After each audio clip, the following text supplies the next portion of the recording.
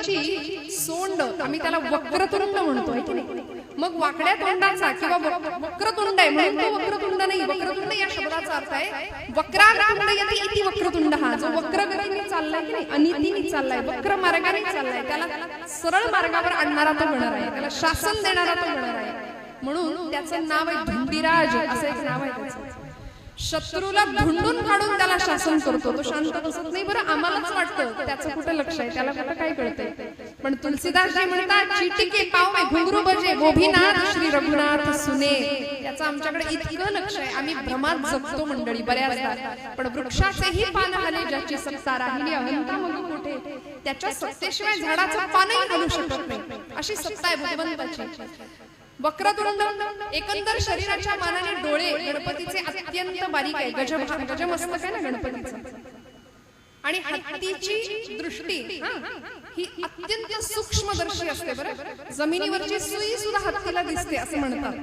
तसं गणपतीची दृष्टी ही सूक्ष्मदर्शी आहे, अत्यंत सूक्ष्मदृष्टी आहे. जीवनाकडे पाहण्याचा आमचा दृष्टिकोन, कुठल्याही संकटाकडे बघण्याची आमची दृष्टी ही सूक्ष्मतेची असावी, म्हणजे आम्ही त्याच्यातून मार्ग काढू शकतो. एकंदर शरीराच्या मानाने कान सुपासारखे कान. गणपतीचे कान आम्ही काय म्हणतो, कॉन्व्हेंटच्या पोरांना असं सांगितलं तर त्यांना सूप म्हणजे फक्त लिक्विड माहिती असते.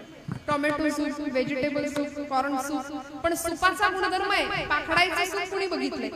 सुपाचा गुणधर्म आहे असा राहते टाकून द्यायचे आणि सार ते जवळ करायचे. ज्यांनी निंद्यते सर्व सोडून द्यावे, ज्यांनी वंद्यते सर्व भावे करावे. हा सुपाचा गुणधर्म आहे. गणपती आम्हाला ते सांगते.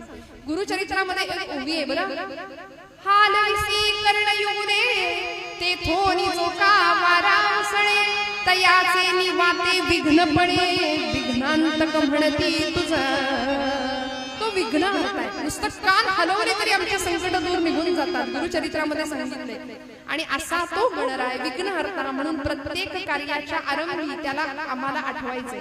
लग्न असू दे, वास्तुशांत असू दे, कुठलंही मंगल कार्य असू दे, गणपती स्मरण आणि अग्रपूजेचा मान आमच्या गणरायाला आहे. प्रत्येक कार्याच्या आरंभी.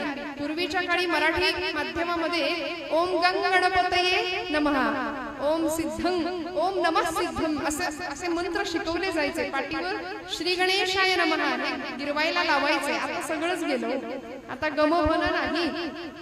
आता संस्कृती पूर्ण बदलली.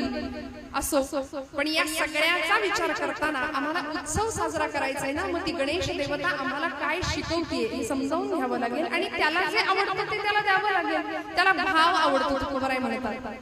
अंतरीची घेतो मोडी पाहे जोडी भावाची देव सोय